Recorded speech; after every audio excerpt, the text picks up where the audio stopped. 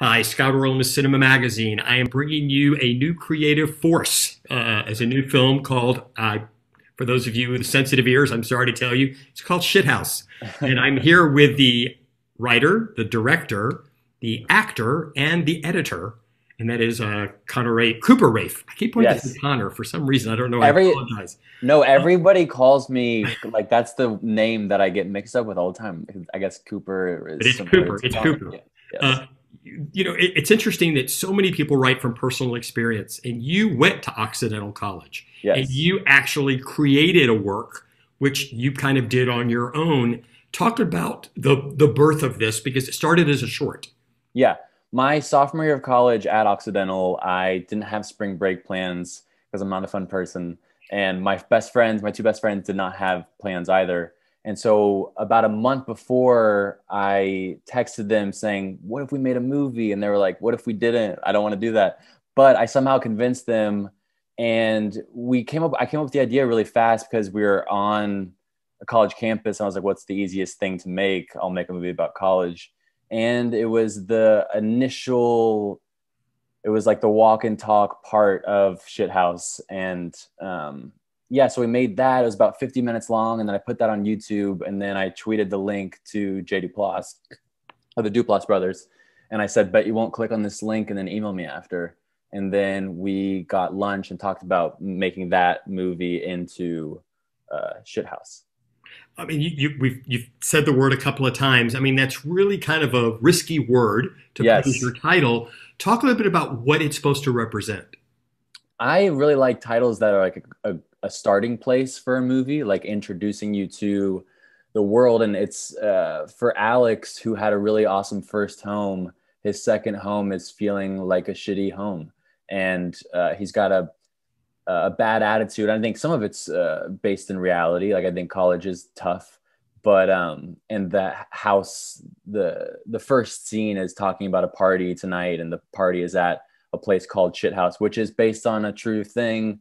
At my college, there was a party house literally called Shithouse, and my freshman year, I was like, "That's a great metaphor for how I'm feeling right now." And so it all, but I always wanted it to kind of have the um, it's a dramatic title, like it's in your face, and I really wanted that to be the starting point for this pretty like endearing, not like the title movie. What really resonated for me, because I remember going to college and it was a big college, a lot of people. And while I knew people there, I felt a little isolated and it was tough.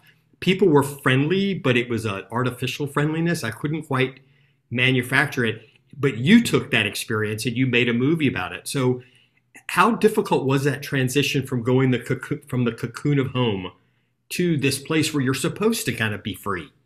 Yeah, I mean, it's endlessly hard and painful. Like I always wanted to make a movie just about, first and foremost, the pain of leaving home and growing up. And it was really hard for me. And I think in order to endure and like get along, I don't think my freshman year wasn't as similar to Alex. I think I turned my brain off a bit and was like the roommate. I drank a lot and didn't think a lot about home, but I wanted Alex to be kind of the interior me my freshman year, and what I was kind of the feelings that I was maybe pushing down and not feeling because I was trying to not think about how sad it is to like know that you're not going to get that time back. And yeah, and being totally free is very paralyzing, and Alex is nothing if not super paralyzed and just can't move. And I think I could move my freshman year, but I wanted to explore what it would have been like if I had been so close to the pain of leaving home and growing up. And Alex is so close to it, and it paralyzes him in a big way because you have And to make decisions. Mhm. Yeah. When audience go see the story, part of it, the trajectory as well, is that you have this relationship and you meet this girl and it starts to forge something. And I thought it was really interesting because in a way it was a role reversal of what we see in a lot of films where it's the woman going after the man and the man being a little kind of like emotionless. And I thought you were playing with this imbalance of emotion, really interesting. Yeah. Yeah, I don't even know if I thought about that going in, but yeah, it's a definitely a gender flip. Like um, he wakes up and wants to go get breakfast tacos, whereas it's usually in other movies the other way around, and the guy's like, oh, I don't want to. He sneaks out before they wake up. But yeah, Alex is someone who goes from, he had a safety net for 18 years and then he got to college and didn't have that safety net. And when he spends this awesome night with this girl, I think he thinks this is my new safety net and I need to stay here because he likes to have that. And when he wakes up, it's not there. Like she's not there to catch him. And yeah, I just thought it was always about, yeah, I mean, also the movie's based on my relationship with this girl that I dated for 3 years. And that's how our dynamic was. Like it was flipped, I guess. But I never really thought about it as being a gender flip, even though it is.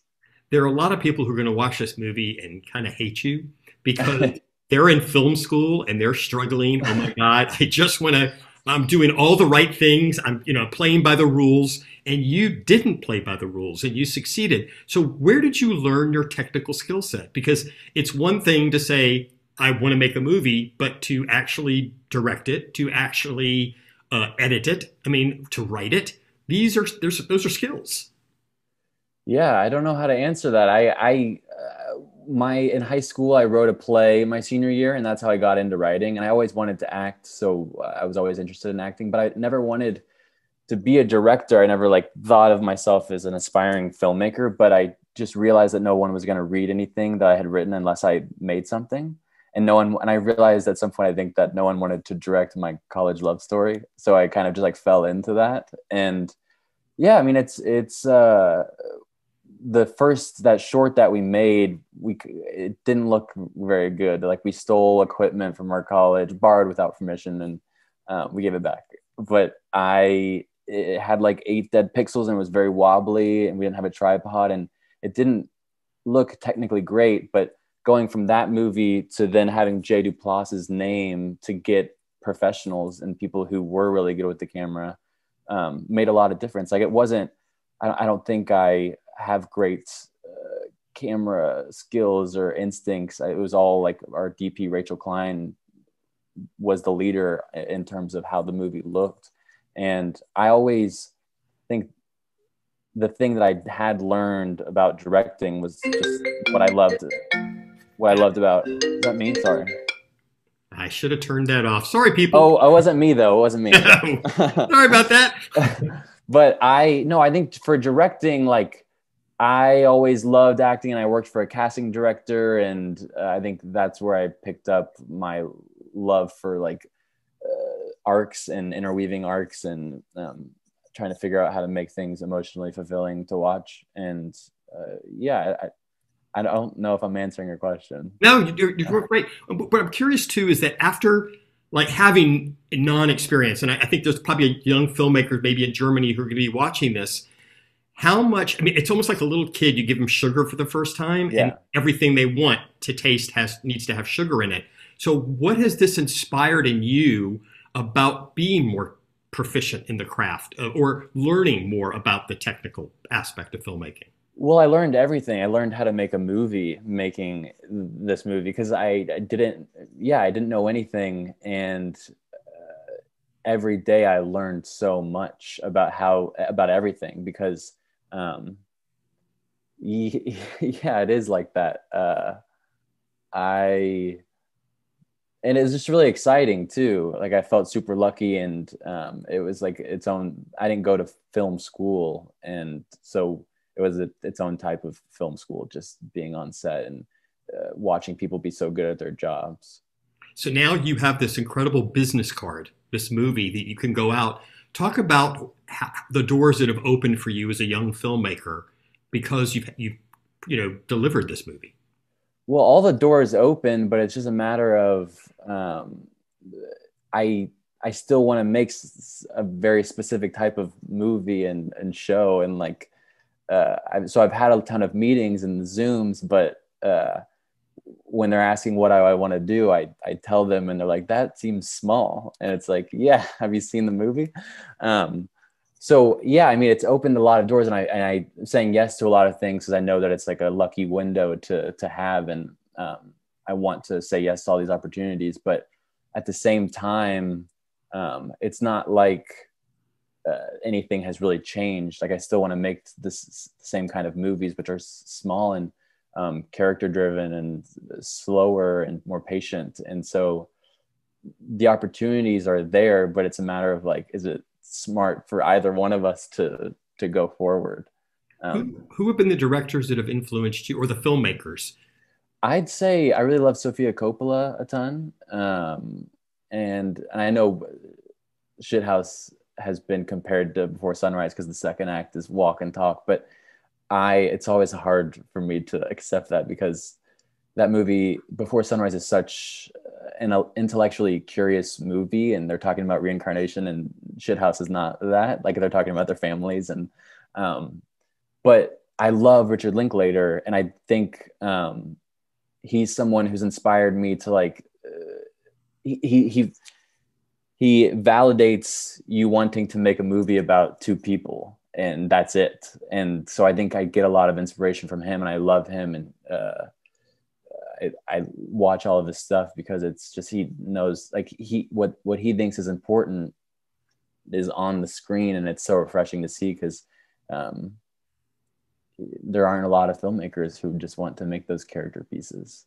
You know, sadly, I think around the world we've all been locked down with COVID, but some things have still gone on just virtually. And one of those was South by Southwest, Yes. which your film got in. Not only did your film get in, it went on to win. How frustrating was it, in a sense, to have this incredible accolade, but you didn't get to experience the human connection of people with the movie?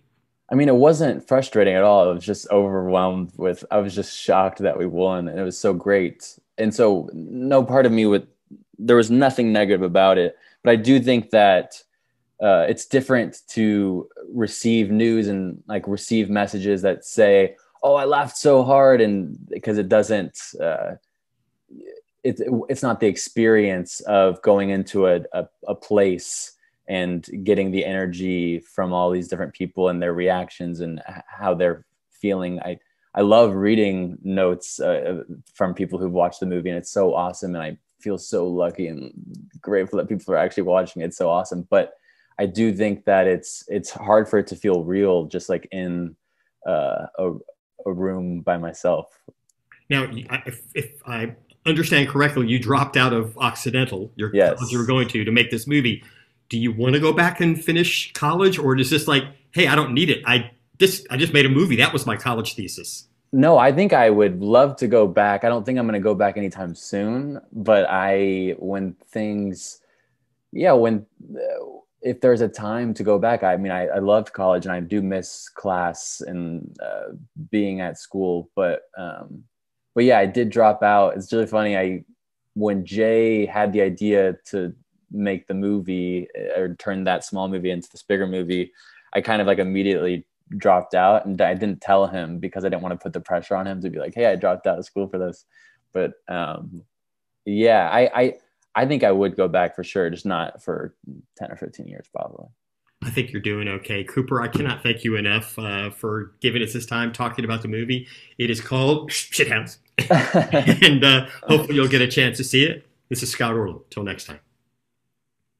Thank you so much. That was awesome. I really, really